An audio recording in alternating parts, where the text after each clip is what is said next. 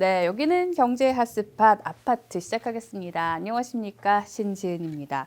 자, 오늘 아파트에 방문해 주신 분 바로 소개부터 해드릴게요. 글로벌 경제 분석 전문가 김한진 박사님 모셨습니다. 안녕하세요. 네, 안녕하세요. 자, 오늘 김한진 박사님께서 또 저희 아파트에 찾아주셨으니까 또 하반기 미국 경제 상황 중심으로 인사이트를 박사님께 좀 구해보도록 하겠습니다. 사실 이제 저희가 첫 번째 질문을 뭘 드릴까 좀 고민을 하다가 미국 경제 질문을 드릴 수밖에 없을 것 같아요. 지금 미국 경제 성장률이 1분기에 1.3% 나온 걸 두고 이게 전망치의 절반이었지 않습니까? 그래서 미국 경제가 예상보다 나쁘다 지금 이런 전망도 있고요.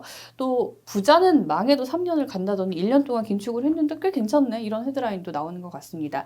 제가 박사님 그 방송하시는 거를 팬이어서 많이 찾아봤는데 최근에 이런 걸 봤어요. 전문가들도 우려는 있다. 미스터 마켓은 모욕의 달인이다. 이런 말씀을 하셨더라고요. 이 말씀을 왜 드리냐면 최근에 짐 로저스가 80년 만에 최악의 시장 침체가 예상된다면서 원인을 부채로 꼽았지 않습니까? 자, 과연 그렇다면 시장이 이 짐 로저스도 모욕을 할 수 있을지 이 짐 로저스의 발언을 어떻게 평가하시는지 좀 궁금하고요. 미국 경제 상황 얼마나 안 좋은 겁니까? 이 박사님의 판단이 좀 궁금합니다. 지금 뭐 짐 로저스 선생님께서는 네. 뭐 큰 그림을 보시니까 네. 지난 수십 년간 특히 2008년 글로벌 금융위기 이후에 전 세계적으로 부채가 많이 쌓였는데 예. 이게 좀 쉽게 넘어가지 않을 걸 이라는 이제 시각으로 지금 시장을 보는 것 같고요. 네. 경제를. 지금 이제 금리가 많이 올라 있지 않습니까? 근데 이제 물가가 잘 안 떨어지니까 금리를 이제 쉽게 못 낮춘다. 그러니까 그동안 네. 흥청망청 이제 빌려가지고 여기저기다 투자한 거 이런 거 다 사고 난다. 사고라는 게 결국에는 그런 게 터지면 네. 은행 대출이 줄고 지난번에 있었던 뭐 지역은행 문제가 네. 또 이제 하반기에도 불거지고 그러면서 시장이 이제 뭐 완전히 조금 아수라판이 될 거다라고 네. 이제 보는 거죠. 그래서 이제 우리가 경험하지 못했던 굉장히 큰 혼란이 있을 거다라고 이제 경고를 했는데요. 모르죠. 제가 뭐 그런 대가분들의 네. 말씀에 토를 다는 거는 이제 뭐 언어 도단이고 제가 보는 경제는 혹은 뭐 시장의 컨센서스, 시장이 지금 바라보고 있는 미국 경제에 대한 시선은 나쁘질 않습니다. 나쁘진 네, 않습니까? 나쁘지 않고요. 네. 뭐 1분기 성장률 1.3% 말씀하셨지만 뭐 작년도에 0.4% 살짝 둔화됐다가 네. 이제 플러스로 반전되고 또 2분기도 지금 나쁘지 않거든요. 분위기가. 이 정도 분위기면 2분기도 뭐 너끈히 네. 2%에 가까운 성장률이 찍힐 것 같고요. 그러면 뭐 상반기에 거의 1%대 중후반 성장률이 평균적으로 나온다는 얘기인데 그러면 이제 하반기에 어지간히 나쁘지 않으면 올해도 이제 플러스 성장이 되는 거죠. 네. 근데 문제는 이제 하반기에 좀 견해가 엇갈립니다. 마이너스 성장 들어갈 거다라는 파와 뭔 얘기냐. 지금 고용이 이렇게 스트롱한 거 봐서는 네. 뭐 전혀 경기 침체 기미가 없다라고 이제 좀 팽팽하게 맞서는데 제 생각에는 뭐 한 그 중간 정도 그러니까 마이너스 성장률은 아니더라도 네. 살짝 마이너스에 가까운 성장률이나 혹은 뭐 마이너스를 찍더라도 한 마이너스 한 0.3 네. 약간 귀여운 경기 침체죠. 귀엽게 경기 침체. 네, 귀여운 경기 네. 침체, 뭐 전문 용어로는 연착륙. 그리고 이제 뭐 조금 잘 나가면 한 0%에서 한 0.5%. 네. 그러니까 살짝 뭐 둔화는 되지만 그래도 봐줄 만한 둔화. 토탈리 올해 전체적으로 세계은행이 뭐 얼마 전에 전망한 거는 1.1%면 뭐 당초 예상보다는 네. 우려보다는 선방하는 거거든요. 세계은행도 불과 몇 달 전에는 미국 경제 성장률이 올해 토탈 0.5%로 전망했는데 0.6포인트를 상향 전망했어요. 그래서 네. 1.1% 정도로 둔화는 되지만 그 둔화폭은 제한될 거다. 그리고 내년도에는 경기 침체가 올해보다는 경기가 조금 더 둔화될 거지만 그래도 내년도에 마이너스 성장률로 들어가지는 않을 거다. 저는 좀 그 의견에 동의하고요. 그거는 이제 미국 경제가 워낙 경제력이 좀 좋다 보니까, 네. 체력이 좋다 보니까, 그리고 전 세계가 지금 미국의 어쨌든 완력에 의해서 뭐 우리나라 기업들도 뭐 삼성전자부터 시작해가지고 2차 전지 다 지금 미국에 공장을 짓고 있잖아요. 네, 그렇죠. 이런 그 자본 투자가 지금 활발히 이루어지는 데다가 고용 시장이 굉장히 조금 정말 이해할 수 없을 정도로 한 470만 명 정도가 지금 공급 부족이에요. 공급 부족이 뭐 이유는 맞지만 네. 어쨌거나 결론은 공급 부족. 공급 부족이니까 임금이 안 떨어져요. 네. 사람들이 일자리를 선택해서 갈 수가 있어요. 실업자 한 명당 1.7개 일자리가 네. 아직도 현재 존재하고 있는 상태고 실업률 조금 올라왔다고 하지만 뭐 3.7% 실업률 아직까지도 괜찮거든요. 임금 상승률 적어도 지금 한 3% 이하로 떨어져야 연준이 금리 네. 인상을 멈추는데 여전히 4%대예요. 4.4% 지난달. 네. 네, 그러니까 임금 상승률 높지, 그 다음에 가계저축 높지. 말씀드렸듯이 전 세계 기업들이 미국에서 어쨌든 뭐 미우나 고우나 미국에다가 공장 지어야 되지. 이러다 보니까 미국 경제가 우리가 보던 미국 경제 의 우려는 네. 지금 미국이 문제가 아니라 다른 나라가 문제고 유로존이나 중국이 문제지 미국은 현재 스코어는 네. 너무 강합니다. 그렇죠. 미국을 걱정하기에는 말씀 주신 대로 사실 뭐 중국 해관총서 보니까 수출이 마이너스 맞아요. 7.5%까지 나고 네네. 그래서 1분기 오히려 중국이 반짝 성장한 거 아니냐 이런 얘기 나오고 그러니까요. 터질 뇌관이 많다 이런 얘기 나오니까 또 말씀 주시는 거 보니까 또 미국 경제 그렇게 걱정 안 해도 될 것 같기도 하는 그리고 희망 회로를 좀 돌려보게 되는데요. 이제 금리 얘기로 좀 넘어가 볼 텐데 네. 그 전에 이번에 디폴트 위기를 넘겼지 않습니까? 뭐 자는 연료는 네. 이거 정말 우리 미국이 해냈다 뭐 이렇게 극찬을 하기도 했던데 사실은 이 국채를 추가 발행해서 막았지만 이게 또 금리 인상의 효과가 있을 수 있다 이런 이야기도 있잖아요. 요 국채 발행해서 요 디폴트 위기를 넘긴 것도 미국 경제에 어떤 영향을 좀 줄 수 있을까요? 네, 일단은 뭐 잘 넘겼는데 예상대로 예상대로 잘 넘겼지만 모두가 예상은 했었죠. 네. 일단 문제가 되는 것은 이제 그 TGA 계정이라고 네. 이제 미국 정부의 저축예금 통장이죠.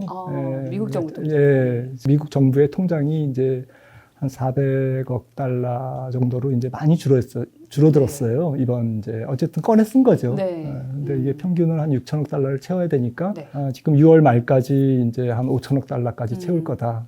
그러면 이제 시장에서 이제 미국 재무부로 네. 돈이 들어가니까 적지 않은 돈이 들어가니까 이제 시중의 유동성이 좀 줄어드는 효과가 있을 거다. 이제 이렇게 얘기를 하는데 제 생각에는 영향이 전혀 없지는 않겠지만 네. 미미할 거라고 생각을 해요. 왜냐하면은 지금 영 레포라고 해서 미국 은행들이 연준에다가 맡겨놓은 돈이 네. 한 2조 달러가 넘습니다. 예. 그리고 MMF 시장이 한 수조 달러거든요. 3조 달러가 넘는 네.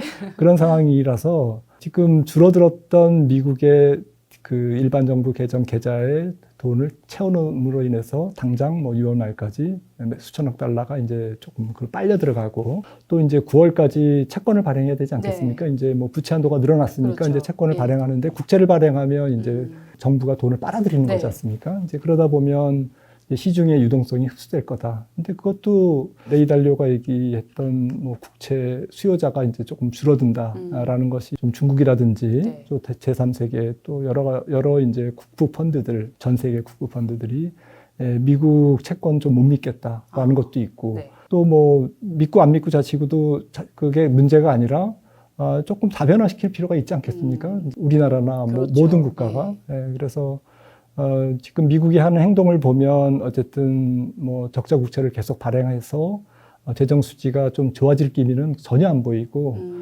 CBO라고 미국 의회 네. 예산국에서도 재정 수지가 한 2030년까지 뭐 이렇게 더 나빠지는 걸로 전망을 하더라고요. 그래서 전체적으로 뭐 미국의 달러에 대한 신뢰도는 조금 문제가 있을 수 있죠. 네. 앞으로 당장은 앞으로 아니더라도. 그래서 장기적으로. 인도 같은 경우에는 이제 금을 좀 사모으고 중국도 사실은 좀 시장에서 금을 사모으고 있고 공식 그 금보유량보다 훨씬 더 많은 금을 인민은행 지하창고에 갖고 있다라고 지금 소문이 나고 있고 네. 이런 식으로 좀 다변화를 하는 이제 그런 분위기입니다. 사실은. 네, 그렇군요. 미국의 패권이 지금 뭐 당장 문제가 되는 건 네. 아니지만 수요자 네. 입장에서 그러니까 미국 국채를 사주는 세력이 조금 줄어들 수는 있습니다. 하지만 당장 그거는 문제가 되지 않는 큰 거고요. 문제는 아니에요. 네, 왜냐하면은 지금 당장 미국 패권에 무슨 네. 금이 가거나 문제가 생길 가능성은 거의 없거든요. 사실 아직까지는 달러가 그래도 네. 달러가 왕이니까 네.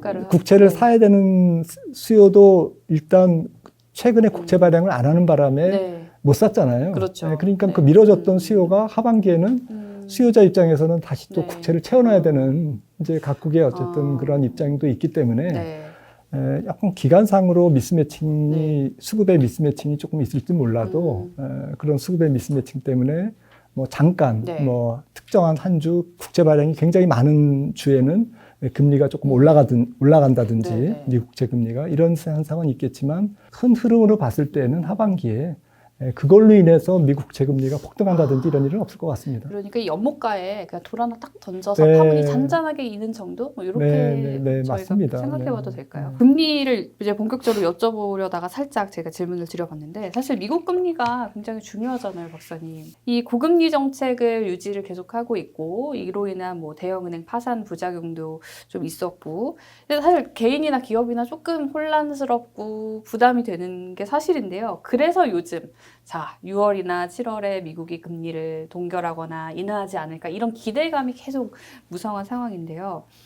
뉴스를 보니까 뭐 이달에는 혹시 동결하더라도 7월에는 네. 인상할 수 있다. 이런 어쨌든 인상 쪽의 분위기, 인상 쪽으로 점치는 사람들이 많던데 인플레이션 항상 기준이 되는 게 2%잖아요, 박사님. 그렇습니다. 미국 인플레이션율이 2%대로 잡히기도 쉽진 않을 것 같은데 그때까지는 그럼 금리 인하는 없을까? 뭐 어떻게 금리 향방을 좀 예측하고 계십니까, 박사님? 저는 결론적으로 미국 연방준비제도가 네. 금과 억조로 여기는 이제 기준이죠. 예. 근원 PCE, 뭐 한국말로는 근원 개인 소비자 지출 물가인데 네. 일반적인 CPI보다는 조금 전국적인 좀 광범위한 그런 개념인데요. 네. 가중치가 조금 다르고요. 근데 아무튼 네. 근원 PCE 인플레이션이 목표가 2%입니다. 2% 음. 되면 이제 물가가 잡혔다고 보고 네. 2% 아래로 가면 물가가 이거는 이제 뭐 디플레이션으로 예. 보는 거고 말씀 주셨듯이 2%에 이제 도달하는 과정에서 금리를 쉽게 못 내리는 거죠. 내려가지만 2%를 도달해야 네. 그래도 목표 이제 꼬린 지점에 들어갔으니까 이제 금리를 내릴 가능성이 있는데 저는 이제 그렇게 보지 않고요. 한 3.5% 정도 근원 PCE 물가가 한 3%대 중반을 하향 돌파하면 네. 연준이 첫 금리 인하를 시작할 것 같아요. 금리 인하도 사실은 시차가 있거든요. 그렇죠. 금리 인상도 경기에 영향을 미치는 부정적 영향이 시차가 있듯이 한 1년 반 정도 있거든요. 물론 이제 약간 시점마다 다르지만, 네. 국년마다 다르지만 평균적으로 1년 반에서 2년이기 때문에 금리 인하도 한 3%대 중반의 근원 PCE 물가가 도달하면 아마 이제 첫 금리 인하를 시작할 것 같습니다. 그 시기는 네. 저는 내년 3월 정도라고 보고 있고 네. 지금 참고적으로 4.7%예요. 지금 6월 13일 날 미국 CPI가 이제 나오고 2주 후에는 또 이제 PCE 물가가 네. 또 나옵니다. 그러니까 6월 13일 날 나오는 근원 CPI도 중요한데 근원 CPI가 지금 지난달에 5.5%였는데 헤드라인 물가보다도 훨씬 높았어요. 4.9가 이제 헤드라인 네. 물가인데 4.9% 찍었는데 근원 물가는 오히려 더 높은 에너지와 곡물 가격을 제외했는데도 4.9보다 훨씬 높은 5.5를 찍었는데 다음 달 6월 13일 날 그러니까 6월 14일 FOMC 하루 전에 이제 발표되는 미국 CPI가 5. 지금 한 4%로 전망되고 예. 있고 그러니까 잘 안 떨어지는 거예요. 그러네요. 예. 해열제를 먹었는데 뭐가 열이 안 떨어지는 그런 그리고 느낌이에요. 4.7%의 지금 지난달 근원 PCE 물가는 6월 달에는 그러니까 5월 수치죠. 6월 말에 발표되는 5월 달 근원 PCE 물가는 네. 한 4.5%, 4.3% 정도까지밖에 안 내려갈 거로 보여요. 그러니까 3%대 중반이라는 근거는 뭐 보는 사람마다 좀 다르지만 제 생각에는 그 정도가 되면 이제 물가가 거의 잡혔다. 2%는 아니지만 그래도 거의 잡혀간다라고 연준이 좀 두 다리를 뻗고 네. 약간 살짝 이제 으쓱될 것 같아요. 우리 물가 잡았어 이러면서. 아우 힘들었어. 힘들었어. 오는데 네. 고생했어. 서로 이제 연준위원들끼리 네. 어깨 뭐 이렇게 두드려주고 네. 뭐 잘한 것도 없지만. 그래서 그렇게 될 것 같아요. 그게 아마 내년 3월 정도지 네. 않을까라고 생각을 하고 결론적으로 올해는 좀 피벗은 없다라고 네. 생각하고 있고 과연 그러면 7월 지금 뭐 30일 네. 7월 거의 하순이죠. 7월 26일이거든요. 26일이죠. FOMC, 차기 FOMC가 네. 6월 14일 있고, 그 다음에 이제 7월 26일인데, 네. 7월 26일 날 25bp 저는 인상할 가능성이 한 55%? 절반은 넘는다고 생각합니다. 네, 이렇게 평가를 하고 계시군요. 자, 일단 그래서 금리는 뭐 추가 인상의 여지가 있는 상황이다 이렇게 보시는 거고 저희가 좀 물가 상황을 그래도 계속 한번 트래킹하면서 볼 필요가 있겠네요. 근데 아까 살짝 말씀 주셨지만 사실 물가가 참 이렇게 안 잡히는구나. 네. 그냥 보는 입장에서도 참 그러게요. 짠한데요. 최근에 그러다 보니까 이런 얘기가 나오죠. 뭐 여기 뭐 연방준비은행 총재 지냈던 나라야나 코찰라코타 교수 같은 경우는 물가 안정을 시키려면 지금 통화 정책만이 문제가 아니다. 뭐 긴축 재정 정책도 예. 좀 봐야 되지 않냐, 뭐 이런 얘기도 나오고 금리는 계속 일단 기본적으로 올려야 된다 얘기 나오고 지금 물가를 잡으려면 결국 금리를 계속 올려야 돼. 막 다른 거 신경 쓰지 마. 뭐 이런 의견들이 나오는 거잖아요, 박사님. 네.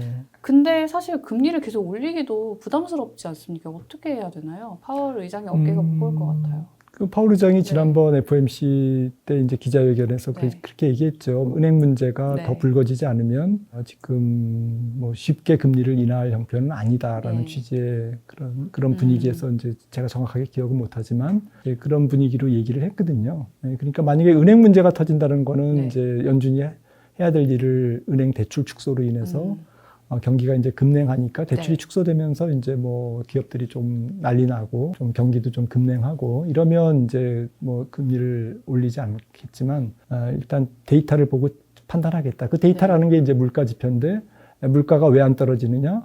구조적인 게 좀 있는 거예요. 그 구조적인 게 뭐 첫 번째는 네.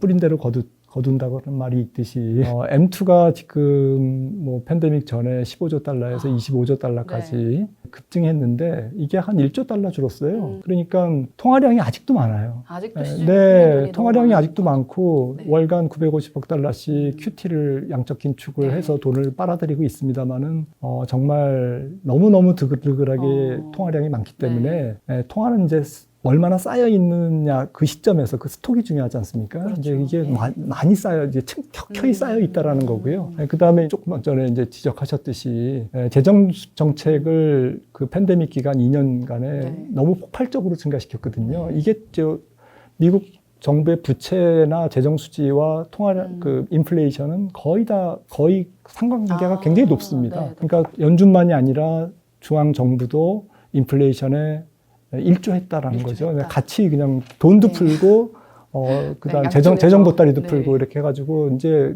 정말 물가가 안 올라가는 게 이상할 정도로. 그러니까 지금 물가가 안 떨어지는 게 이상한 게 아니라 뿌린 대로 거둔다는 그러네요. 거죠. 거기다가 지금 좀 공급망 문제라든지 이런 문제는 이제 팬데믹으로 인한 특수한 인플레이션 요인은 사라졌지만 사라지지 않은 게 아까 말씀드렸던 한 470만 명 정도의 노동시장의 수요 공급 부족이거든요. 네. 과잉 수요입니다. 이거는 이제 뭐 이민이라든지 네. 이런 구조적인 문제와 연결되어 있는 부분이고. 해결하기 쉽지 않겠네요. 네, 그러니까 뭐 앞으로 이민도 많이 받아들이고 하겠지만 이게 임금이 오히려 네. 팍팍 떨어지는 게 이상한 거죠. 안 떨어지는 게 정상이에요. 지금 제가 볼 때는. 하긴 제 동생이 미국 살거든요. 네. 근데 그 집을 수리하는데 인건비가 비싸다고 네. 본인이 직접 수리를 하고 있더라고요. 그러니까 그 지금 일자리 부족한 사람들이 그런 전문직, 네네. 네, 조금 블루칼라 쪽에서 전문직들 이런 부족하고 그 다음에 접객 레저 이런 쪽에서 굉장히 부족하죠. 네네. 왜냐하면 사람들이 지금 코로나 지났다고 다 와서 식당에서 밥 먹고 하는데 서빙하는 사람들이 없는 거예요. 멕시칸이라든지 이런 네. 분들이 많이 들어와줘야 되는데 조금 다들. 제한적으로 들어오고 네. 또 백인 뭐 이렇게 서빙 하시는 분들은 지금 천정부지라며요. 맞아요. 팁까지 막 네, 드리고 팁도 해야 뭐 되다 보니까. 지금 팁플레이션이라고 네. 요즘에. 밥 먹기가 무섭대요. 다 사 먹더라고요. 네, 그러니까 이게 네. 떨어지긴 떨어집니다. 떨어지긴 떨어지는데 너무 천천히 떨어지는 네. 거죠. 구조적인 문제가 있다. 그러니까 네. 사람들이 주식시장과 연결해서 보면 결국엔 시장이 요구하는, 네. 시장이 바라는 거는 경기는 연착륙되고 인플레는 빨리 잡히고 연준은 피봇하고 네. 금리 내리고 이건 있을 수가 없는 거예요. 그런 희망 회로를 돌리기에는 좀 구조적인 문제가 켜켜 네, 있다 그래서 보니까. 앞서 이제 저희가 경기 네. 얘기했지 않습니까? 네. 경기가 연착륙된다라는 얘기는 물가도 연착륙된다는 얘기거든요. 그러네요. 당연히 그럴 수밖에 네, 없거든요. 그거를 네. 따로 생각할 수가 없는 거죠. 네. 네, 경기 연착륙, 물가 연착륙.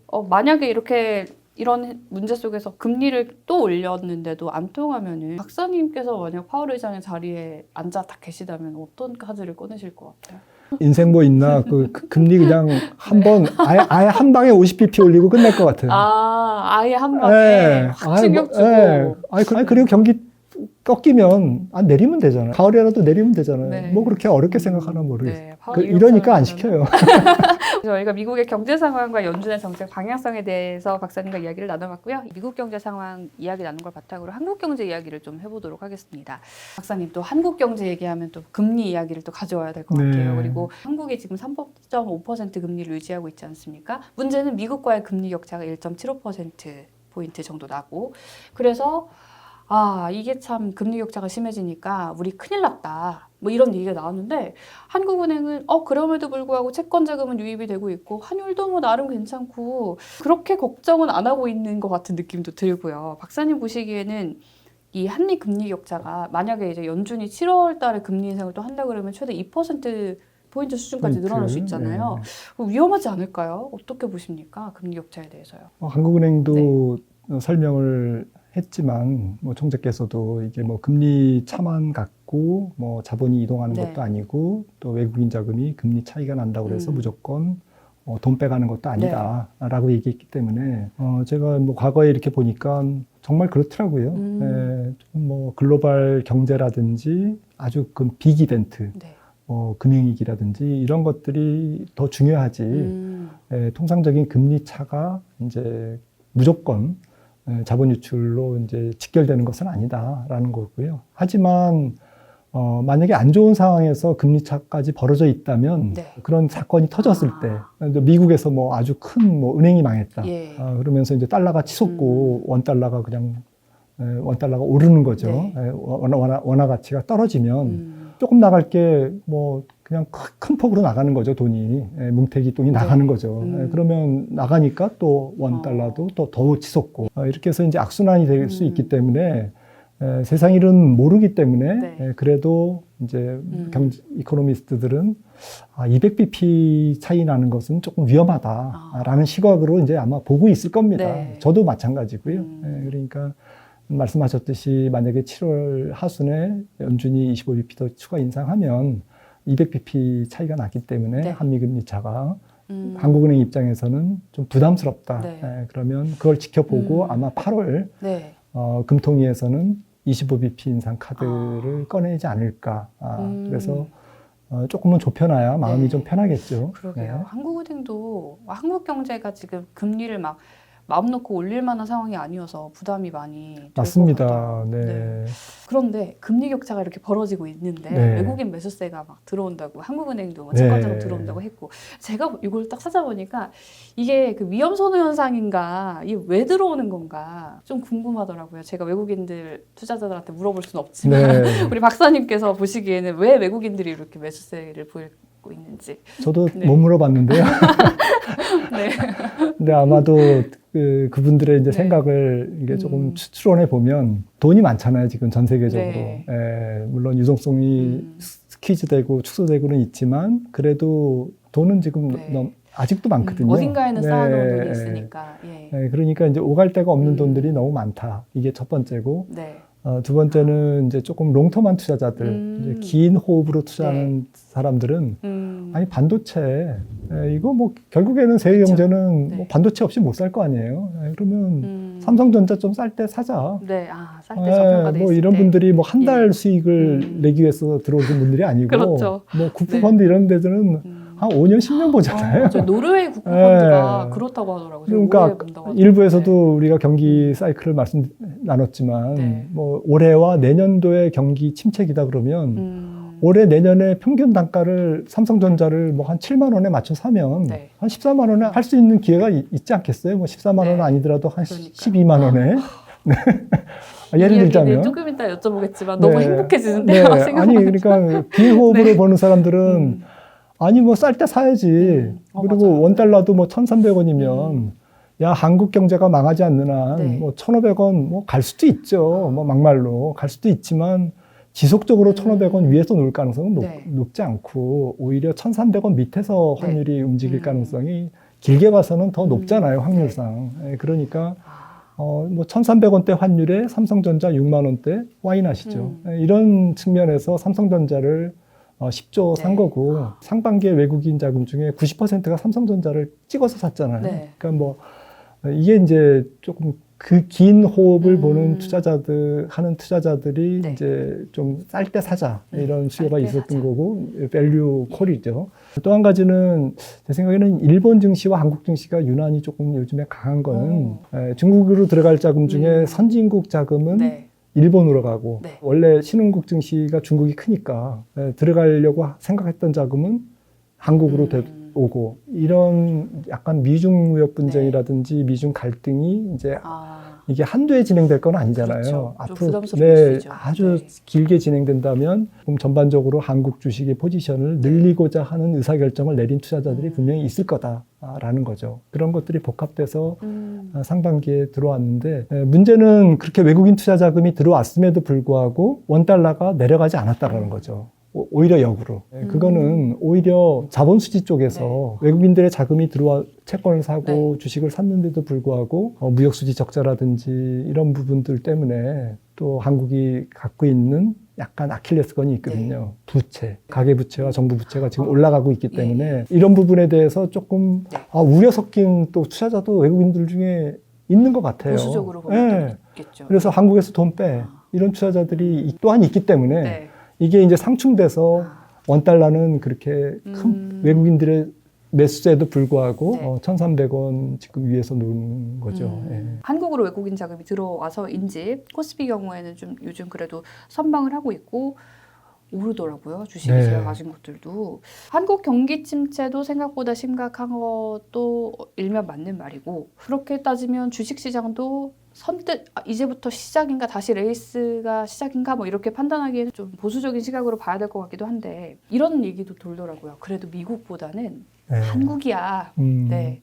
여기에 대해서는 어떻게 생각하세요? 미국은 이미 성장할 만큼 했고 한국이 이제 잘 될 거야. 미국보다는 이런 견해에 대해서 어떤 의견 갖고 계신지 궁금합니다. 결론부터 말씀드리면 저는 미국 주식과 한국 주식을 균형되게 가져가는 게 좀 중장기 투자자 입장에서는 그러니까 뭐 당장이 아니고 이번 달 투자 전략을 말씀드리는 건 아니지만 한 2, 3년 정도 이렇게 내다보고 투자하시는 분들은 반반 이렇게 저는 갖고 가실 거를 권유드리고요. 그 이유는 지금 첫 번째로는 그 4차 산업혁명이라는 것이 지금 계속 진행될 것 같아요. 그래서 이 부분을 좀 과소평가하면 안 되겠다. 그런데 혁신성장 기업들, 4차 산업혁명의 아주 핵심에 들어가 있는 좋은 기업들, 성장성이 높은 좀 AI라든지 뭐 이런 기업들이죠. 이런 기업들이 미국에 많기 때문에 이런 기업들을 무시하고 한국 주식으로만 전체 주식을 100으로 들고 가기에는 좀 중장기 투자자 입장에서는 좀 오히려 부담된다라는 거고요. 그러니까 성장성이 높고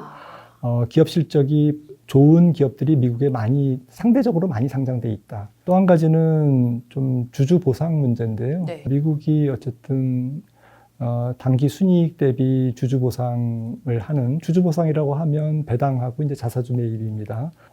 이걸 이제 분자로 놓고 분모를 이제 단기 순이익으로 기업의 단기 순이익으로 하면 이게 미국은 100%고 우리나라 20%예요. 미국이 더 5배 차이예요. 그리고 또 우리나라는 이제 내년부터는 이제 또 과세도 있잖아요. 주식 양도 차익에 대한 과세도 있기 때문에 국내 주식의 세금적인 이제 어드밴티지도 사라집니다. 이런 측면에서도 중장기 투자자 입장에서는 저는 미국 주식을 좀 어느 정도는 규모 있게 가져가는 게 좋겠다라고 생각을 좀 하고 싶고요. 강론이지만 종목을 고르기 힘들면 ETF라는 뭐 좋은 수단이 있으니까 뭐 활용하시면 되고 또 한 가지는 이제 환율의 변동성입니다. 좀 길게 봤을 때 달러가 앞으로 약할 거냐, 강할 거냐, 이제 논쟁이 많지만, 제 생각에는 뭐, 강할 때도 있고 약할 때도 있지만, 그래도 장기적인 추세는 조금 강한 쪽에 저는 걸고 싶어요. 예전에는 사실은 경기가 이제 침체기를 끝내고 회복기에 들어가면 이제 선진국 주식 팔고 경기의 베타가 높은 신흥국 주식을 비중을 막 늘리고 그러니까 중국 주식이나 한국 주식 이런 데를 대만 주식 이런 걸 늘리고 이러는 게 이제 정설이었거든요. 이것도 저는 앞으로 안 맞을 것 같아요.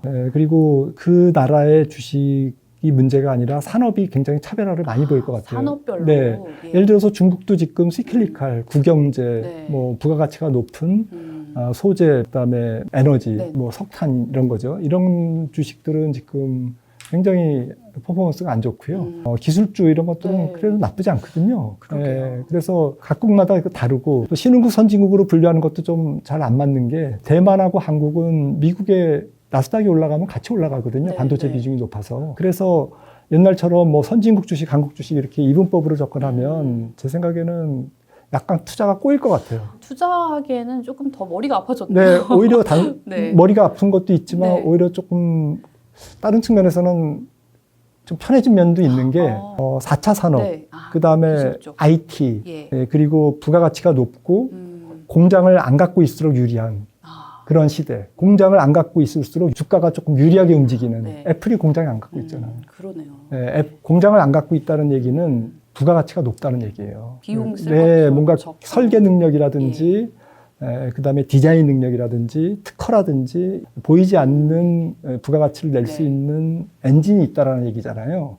공장을 갖고 있으면 시클리칼밖에 안 되는 그렇죠. 거예요. 근데 그러네요. 경기순환을 타는 종목은 PR을 높게 줄 수가 없어요. 네. PR을 높게 하나씩 줄 수가 없으면 잠깐 반짝할 수는 있지만 그 다음에 경기가 둔화될 때는 또 안 좋거든요. 그래서 그런 측면에서 그러니까 산업 쪽에 접근을 하시는 게 오히려 좋을 것 같아요. 산업을 정해놓고 네. 그 산업 쪽에서 미국 주식을 살 수도 있고 대만 주식을 살 수 있고 중국 주식을 한국 주식 살 수 있고.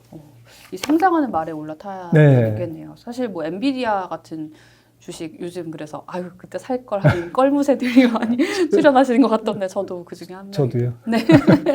네, 어쨌든 산업별로 좀 저희가 좀 이제는 볼 필요 있다 현명하게 그런 조언을 주셨으니까 우리 아파트 시청자 청취자분들도 참고해 주시면 좋겠습니다. 마지막으로 여쭤보고 싶은 게 사실 한국 경제가 뭐 지금 이제 포트폴리오 분산 차원에서 조금 나눠서 투자를 하는 게 좋겠다 조언 주셨는데요. 한국 경제를 위험에 빠뜨릴 요인이 있다면 어떤 게 있을까요, 박사님? 가장 큰 게 신용 네. 경색이겠죠. 전체적인 구도가 그런 네. 것 같아요. 매크로 관점에서는 네. 2008년 금융위기 이후에 전 세계적으로 돈을 많이 풀었다. 그래서 제로금리가 됐다. 예. 어느 나라 할 거 없이. 그리고 신나게 어디엔가 투자했다. 네. 그리고 돈을 벌었다. 네. 누군가는. 그런데 금리가 올라갔다. 인플레가 잘 안 떨어지고 있다. 내년까지 잘 안 떨어질 거다. 네. 경기는 둔화되는데 거기에 비해서는 인플레는 높다. 그러니까 사실 미국 경제 아까 일부에서 1.1% 네. 월드뱅크가 전망했다고 했지만 1.1%면 사실 연준은 그것만 보면 금리를 내려야 되잖아요. 그렇죠. 그리고 미국채 10년물도 그것만 보면 네. 제 생각에는 한 2%가 있어야 돼요.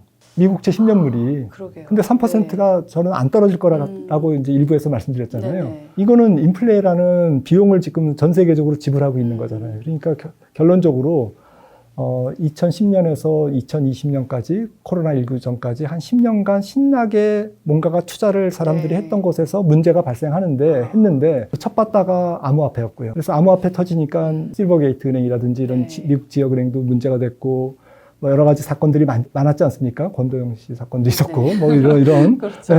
그다음에 국채 금리가 0.5까지 갔잖아요. 그러니까 국채를 많이 들고 있던 실리콘밸리 은행이 맞아요. 완전히 지금 큰 위기를 겪은 거고요. 이런 식으로 2010년에서 2020년까지 코로나 직전까지 신나게 돈을 풀었을 때 문제가 생겼던 부분들이 지금 하나씩 끄집어내가지고 이제 야 너희들 요거는 이제 짚고 넘어가야지 이렇게 시장이 이게 하나하나씩 지금 따져가고 있는 과정이라는 거죠. 그 과정 속에 우리나라 PF도 있다는 거예요. 왜냐하면 사람들이 신나게 돈을 벌었으니까 네. 저금리로 돈을 빌려가지고 뭔가 레버리지를 일으켜서 뭔가를 신나게 했던 거예요. 신나게 했던 네. 결과물을 지금. 네, 그러니까 거기에서 이제 좀 스텝이 꼬인 기업들, 꼬인 사업의 주체자들이 문제가 생기는 거죠. 그런 부분들이 지금 다 해결됐느냐? 네. 다 해결되고 이제는 이제 불행 끝 행복 시작이냐? 저는 그렇게 보지 않습니다. 그건 아니다. 네, 보시는 거죠. 워낙 길게 저금리가 지속됐기 네. 때문에 그 정도가 굉장히 심했고 사람들이 열광했고 네. 그 파티를 즐긴 그 대가를 조금은 치러야 될 거다. 네. 우리나라는 이제 그게 PF고 이제 부동산 문제죠. 결국 PF 문제 이게 문제야라고 하기보다는 구조적인 문제 속에서 네. 짬뽕이 돼 있는 짬뽕이 그런 돼 있는 문제다 거죠. 보니까 결국에는 이거를 현명하게 잘 넘기는 게 저희의 과제가 되겠네요. 제 생각에는 뭐 돌맞을 얘기지만 망할 때는 좀 망하게 해야 돼요. 그게 자본주의예요. 근데 네. 무질서하게 망할 거냐? 그건 아니죠. 무질서하게 망하면 안 되고 그다음에 책임질 건 책임져야 네. 되고 사업 주체든 뭐 어쨌든 누군가는 책임을 질 거는 지워야 되고 네. 건설회사든 그리고 어느 정도는 정리하면 그다음에 클린업 돼가지고 네. 또 새로운 내용을 또 세부대에 담을 수 있는 그런 새 출발을 네. 해야죠. 개인도 빚이 있으면 빚을 갚고 네. 저축을 시작하듯이 네. 그리고 그 과정에서 뭐 회생 절차도 있고 도움도 주듯이 네. 큰 경제에서도 그런 질서 있는 네. 정돈의 과정이 필요하겠다. 맞습니다. 그런데 질서 있게 갈 것 같습니다. 네. 왜냐하면 파생 상품이 2008년처럼 그렇게 많이 음, 범람했다든지 이런 게 없기 때문에 우리나라나 미국이나 조금 그래도 질서 있게 진행될 것 같습니다. 네, 저희가 역사를 통해 배운 게 또 있으니까 현명하게 네. 모든 걸 해결해 나가리라. 우리 박사님께서 또 그런 의견까지 주셨습니다. 자, 지금까지는 한국경제 현주소와 하반기 전망 살펴봤고요. 하반기 주식 투자 전망에 대해서 우리 박사님께 좀 여쭤보도록 하겠습니다. 박사님, 일단 최근에요. 아까 저희 2부에서 잠깐 얘기 나왔던 엔비디아가 많이 올랐지 않습니까? 그리고 이 엔비디아발 호재로 반도체 관련주가 떴죠. 그리고 빼놓을 수 없는 우리의 삼성전자도 최근에 반등을 좀 하면서 많은 분들이 조금은 이제 상승장이 드디어 삼성전자한테도 오는 건가? 왜냐하면 조금 소가리를 하셨던 주주분들이 계시잖아요. 네. 하반기 삼성전자의 흐름, 삼성전자 흐름에나 전망 어떻게 보십니까? 제가 뭐 네. 반도체 담당자가 아니니까 그냥 매크로하는 입장에서는 하반기 시장이 여름에 조금 달리더라도 네. 조금 더 올라가더라도 결국에는 하반기에는 조금 조정을 보일 거다. 네. 그래서 지금 사실 연초에 2200부터 2600까지 이제 달려왔는데 네. 한 2700, 800 정도까지는 뭐 갈 수도 있죠. 네. 네, 여름에. 그런데 이제 조금 일부에서 말씀드렸듯이 경기가 이제 지금부터 내년까지 2024년까지 조금 둔화되는 기간이라면 기업 이익도 그렇게 많이 뻗질 못할 것 같아요. 내년까지. 삼성 혼자 달릴 수는 없으니까. 네. 그러니까 전체적으로 주식시장이 뭐 우리뿐만 아니라 미국도 조금 더 달리기에는 부담스러운 펀더멘탈을 안고 있다라는 거죠. 네. 그러니까 이것도 좀 고루한 생각인지는 모르겠어요. 근데 이제 매크로를 보기 때문에 이제 경기를 안 볼 수가 없고 경기 사이클이 다운턴으로 들어가는데 통상 이제 경기와 기업이익의 사이클은 이제 같이 가니까 지금 PR이 높아져 있는 상태에서 아주 뭐 어마무시하게 높진 않지만 S&P 500 18배, 한국 PER 뭐 12배 이런 상태에서 더 달리기에는 좀 엔진이 필요한데 네. 뒷심이 이제 기업 이익이지 않습니까? 그렇죠. 기업 이익이 조금 크게 공급되지는 않을 거다. 그러니까 추진력이 좀 떨어질 거다라는 거죠. 그리고 추진력이 떨어지다 보면 또 기술적 조정이 나오는 거고 그러다 보면 이제 삼성전자도 어쨌든 뭐 우리나라 코스피에서 시총 20%를 차지하고 있으니까 안 흔들릴 수가 네, 없죠. 안 흔들릴 수가 없고 바로 뭐 8만 원, 9만 원 뚫고 10만 원까지 가기는 좀 어렵지 않을까 하반기에 조금 저는 보수적으로 보고 있습니다. 네. 사실 뭐 그렇게 간다면 그것도 좀 이상한 것 같아요. 가는 방법이 하나 있어요. 어떤 건가요? 엔비디아가 더 달려주면 아. 하반기에 미국장이 네. 미장이 AI 버블이라고 나중에 기록될 정도로 엔비디아가 여기서 따블이 나요. 마이크로소프트도 여기서 한 50% 이상 오르고 애플도 뭐 40% 오르고 정말 우리가 생각하는 것보다는 매크로랑 네. 완전히 괴리를 보이면서 뭐냐 이게 아니 AI는 PR을 더 줘야 돼. 이거는 지금 못 사면 이거는 못 못 타. 예. 이런 포모를 이제 동반하면서 사람들이 열광을 하면 그 당시에는 그게 정당화되거든요.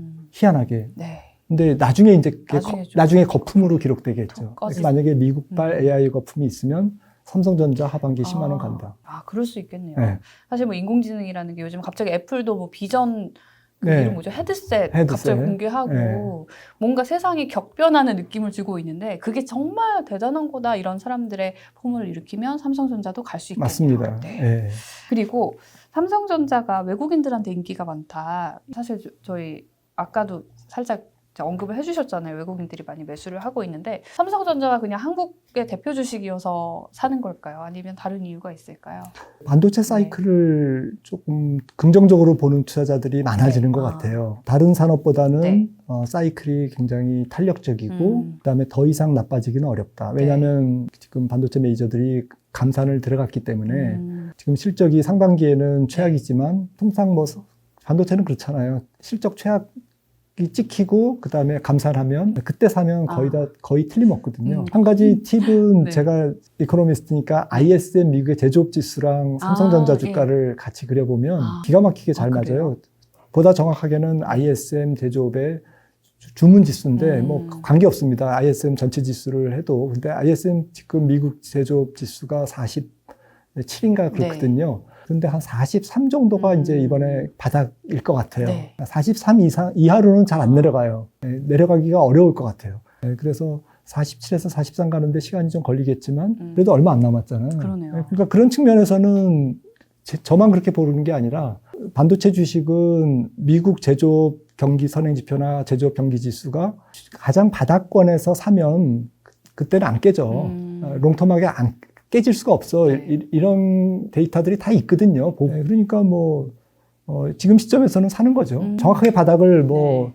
8월이 바닥일지 지금 6월이 바닥이었을지는 모르겠지만 네. 얼추 바닥 언저리는 분명한 거죠. 네, 박사님께서 ISM 제조업 주문 지수 힌트를 주셨으니까 이제 경제 지표들 발표되는 걸 조금 유의 깊게 보셨다가 저 같은 경우 왜냐면 삼성전자 주식이 뭐 다들 조금씩 갖고 계시니까 있거든요. 근데 지금 시점에서 아 이거 좀 더 살까 이런 고민을 하고 있거든요. 그 제조업 지수가 더 안 좋게 찍히면 삼성전자를 조금 더 많이 사는 거죠. 네, 아주 오히려. 네, 좋은 힌트를 주셨으니까 네. 뭐 투자 판단은 개인이 하시는 거지만 좀 참고해 보셔도 좋을 것 같습니다.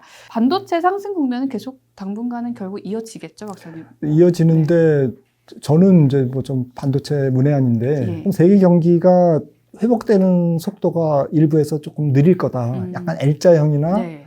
내년에 가서도 회복은 되지만 미국 경제 성장률이 1.1%에서 내년도 1% 미만으로 찍힐 정도로 조금 부진한 네.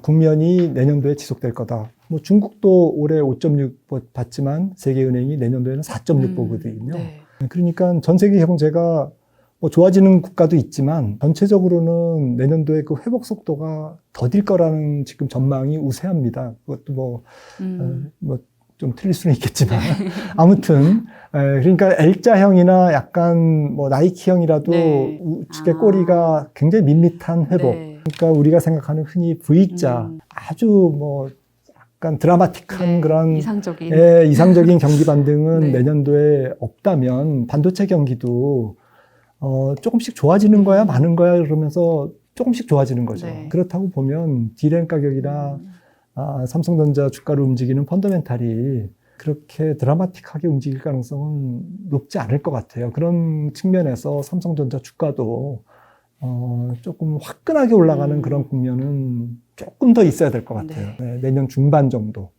결국 시간을 좀 버티고 나서 네. 저희가 또 결실을 누려볼 수 있을 것 같은데 그리고 2차 전지는요 저는 요즘 잘 쳐다를 안 봐요. 왜냐면은 너무 많이 올라가고 여기저기 얘기도 많이 나오니까 약간 반대로 가고 싶더라고요. 근데 2차 전지는 또 긴 그림에서 보면은 제2의 반도체다 이런 얘기도 많이 하시고 제가 생각해도 2차 전지가 더 필요할 것 같거든요 앞으로. 그럼 2차 전지 장도 조금은 좀 주목을 해봐도 될까요? 이것도 약간 어리석은 질문일 수도 있을 것 같아요. 2차 전지장 어떻게 저희가 봐야 될까요? 이코노미스트가 답변하기에는 정말 뭐 부담스러운 네. 질문이신데. 그러니까요. 이거 어떻게 될까요? 이렇게 근데 질문 드리면 좀. 그냥 뭐 네. 뇌피셜로는 네. 일단 1단계 상승은 이제 이미 일어난 것 같고요. 네. 이제 2단계 상승이 이제 남아 있는데 조금 범위가 좁혀질 것 같아요. 2단계 상승은 조금 더 이성적으로 수주가 조금 더 강하게 네. 찍히거나 그다음에 밸류에이션이 그래도 좋아질 가능성이 네. 높거나 마진율을 유지할 수 있을 정도의 뭐 조금 경제적 해자가 있다든지 그 경쟁력이죠. 핵심 네. 경쟁력. 이런 것들이 있는 기업들 중심으로 그러니까 2차 전지가 뭐 가령 1차 상승기에는 뭐 한 20개 종목이 네. 올랐다면 2차 상승기에는 한 10개 종목으로 좁혀지고 그다음에 갈수록 이제 한 5개 종목 이렇게 해서 최종적으로는 이제 한두 개 종목이 이제 살아남는 네. 주가적인 측면에서 기업들은 계속 영속하겠지만 네. 주가적인 측면에서는 이제 조금 더 이렇게 그 상승 범위가 좁아지는 네. 그러니까 과거에 이제 성장주의 패턴이 그랬다는 말씀을 좀 드리는 거고요. 인터넷 주식들도 그랬잖아요. 네, 옛날에 뭐 그렇죠. 통신주도 네. 그랬고. 모두가 그랬죠. 네, 네. 소부장 할 때도 그랬고. 마지막에 살아남는 종목은 두세 개로 이제 압축되거든요. 네. 그러니까 조금 이제 어려워지는 거죠. 조금씩 더 네, 어려워지는 국면. 그리고 통상은 이제 성장주들이 처음에는 이제 환상을 이제 업고 등에 업고 그 마진율이 영업이익률 뭐 30%, 40%가 계속 유지될 걸로 생각하는데 결국에는 그렇게 안 되는 경우가 많아요. 왜냐하면 그 이익이 대량 생산으로 해서 보급률이 높아지면 이게 다 소비자로 좀 되돌아가거든요. 그래서 또 경쟁도 치열해지고 원가도 올라가고 이러면서 뭐 니켈 가격이 올라간다든지 또 플레이어들이 전 세계적으로 또 늘어난다든지 이러면서 이제 마진율이 생각한 것보다는 이제 조금 못 미치게 되는 경우가 많거든요. 네, 어느 정도 성장하고 나면 레드오션처럼 변하는 뭐 그런 그런 느낌? 산업도 많죠. 네. PDP나 뭐 네. 펜널 같은 경우가 이제 부가가치가 굉장히 떨어졌잖아요. 네. 초기 시간이 갈수록. 네, 그런 산업들이 많습니다. 그런 측면에서도 종목 고르는데 보다 더 이제 공을 들여야 되는 네. 필요성이 있는 거죠. 지금부터는. 근데 종목 고를 때 네. 저희가 할 수 있는 거 그 기업에 가볼 수도 없고 다닐 수도 없고 그렇다면은 재무제표 결국 봐야 될까요, 박사님? 네, 가장 중요한 네. 거는 PR이죠. 음. 뭐 지금은 인터넷에 종목 치면 네. 예상 PR까지도 맞아, 계산해 나오니까, 주니까요. 네, 네. 다 나와 있으니까 투자하기 굉장히 좀 편리한 네. 세상이고요. 그런데도 안 보게 되더라고요. 네, 그래도 저는 PR은 꼭 네. 보시라고 말씀드리는 게 그거는 이제 나만의 스트라이크 네. 존이다. 그래도 그래도 PR이 높더라도 사야 되는 이유가 있으면 물론 삽니다. 네. 왜냐하면 PR 100배라도 이익이 매년 더블씩 늘면 4년 후에는 10배밖에 안 되거든요. 그렇죠. 네, 그러니까 뭐 PR 100배라도 물론 사지만 PR 100배를 살 때는 더 많은 고민을 해야 되는 거죠. 네, 예를 들어서 지금 2차 전지의 어떤 특정 종목이 PR 100배다. 네. 그럼에도 불구하고 내가 살려고 하는 분명한 이유가 있다. 그런 이유가 찾아졌을 때 베팅을 하고 그런 투자자들이 또 시세를 먹습니다. 네. 네, 올라간 그거를 향유할 수 있죠. 네, 네. 흔들리지 않고. 그래서 지금 반도체랑 2차 전지를 여쭤봤는데 지금 결론을 내려보면 단기로 뭐 1, 2년 보고 투자를 하면 안 될 것 같다는 생각이 들거든요. 롱텀으로 투자를 해야 될 것 같은데 하반기 전저점 테스트 한번 온다. 이미 통과했다. 어느 쪽에 좀 거실? 전저점을 얼마로 보느냐가 문제겠지만 코스피 지금 2,600인데 네. 2,300 정도는 조금 다시 확인할 네. 가능성 저는 한 60-70% 된다고 생각하고요. 네, 그러니까 저 같으면 그런 가능성이 있기 때문에 주식 비중을 뭐 100% 가져가기보다는 한 60% 정도, 공격적으로 한 70%, 그러니까 30-40%는 좀 현금을 좀 남겨놓으면서 네. 추가적인 하락 국면에서 조금 더 네. 공격적으로 사겠다. 물타기. 네, 그런 전략으로 좀 가고 싶고요. S&P 500도 뭐 3,200까지 갈 가능성은 높지 않지만 4,300이죠. 4,300에서 한 3,800 정도까지는 내려갈 수도 있다. 하반기에. 네, 그런 정도로 생각을 하고 만약에 안 내려간다면 그거는 이제 시장이 너무 이제 과열로 치솟으면서 아마 여름에 AI 버블이 발생하는 경우 네. 그런 네. 경우는 뭐 매크로랑 관계없고 그건 됐고 당신 말하는 그런 거는 뭐 국 끓여 드시고 저는 이제 과열 네. 쪽에 동참하렵니다. 사람들이 이런 쪽으로 쏠리면 네. 무섭게 이제 아마 3,000도 갈걸요? 코스피? 근데 이제 그렇게 네. 너무 달려버리면 네. 이제 정말 좀 후유증이 있겠죠. 네. 그러니까 좀 편안한 네. 대세 상승장이 열리는 국면으로 보기는 어렵고 네. 약간 과열이 일어나면 그렇게 약간 비정상적이고 약간 비이성적일 정도로 과열된 장이 올 수도 있다. 하지만 그거를 완전히 100% 믿고 네. 지금 거기에다 돈을 다 쏟기에는 저는 이제 그렇게 하지 않겠다라는 거죠. 네. 이렇게 조금 주식 전망까지 질문을 드렸는데 마지막으로는요. 하반기 주식 투자 생각하고 계신 분들께 어떤 조언을 좀 해주시겠어요, 박사님? 네, 앞서도 이제 네. 뭐 말씀 나누면서 이런저런 네. 얘기를 나눴지만 조금 이제는 매크로보다는 매크로 비중을 한 전체 주식 공부에서 한 30% 정도를 낮추고 네. 60-70%는 업종이나 종목 공부를 더 많이 하시는 게 그러니까 어차피 지수 예측은 잘해야 본전이거든요. 그리고 그러면 시청하시는 분들이 네. 허탈하실 거예요. 아유 괜히 들었네 이제까지 저 양반 얘기. 하지만 어느 누구도 최근 10년간 주식시장을 매년 정확하게 맞춘 사람은 단 한 명도 없습니다. 전 세계에. 그거는 팩트거든요. 네. 이럴 것이다라고 얘기하는 거지 그렇게 맞춘 사람은 없잖아요. 껌껌이. 그렇죠. 네. 그럼에도 불구하고 우리가 매크로를 보는 이유는 결국에는 좋은 종목을 찾기 위함이고 좋은 섹터를 찾기 위하고 어떤 종목이 어떤 산업이 성장하는지 이런 것들에 대한 아이디어나 아니면 우리가 모르는 큰 위험이 혹시 네. 지금 코앞에 와 있는 건 아닌가 이런 위험, 큰 매크로적인 위험 네. 이런 것들을 판단하는 건데요.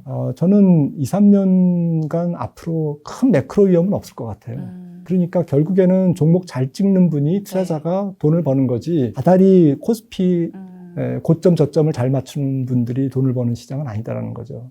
그게 상반기에도 입증됐지 않습니까? 엔비디아 연초에 잘 찍었으면 네. 돈을 벌었고 그러네요. 종목은 잘 못 찍어도 나스닥 네. ETF를 샀으면 돈 벌었잖아요. 네. 그러니까 그런 측면에서도 하반기와 내년도를 볼 때 정말 어마어마한 위험이 도사리고 있다라고 네. 저는 생각을 안 하기 때문에 그런 측면에서는 좀 안심하고 지수는 어차피 일정 레인지 안에서 네. 노는 거니까 왔다 갔다 하는 거니까 지수가 어떻게 움직일 건가를 네. 고민하는 시간에 어떤 기업들이 돈을 벌까.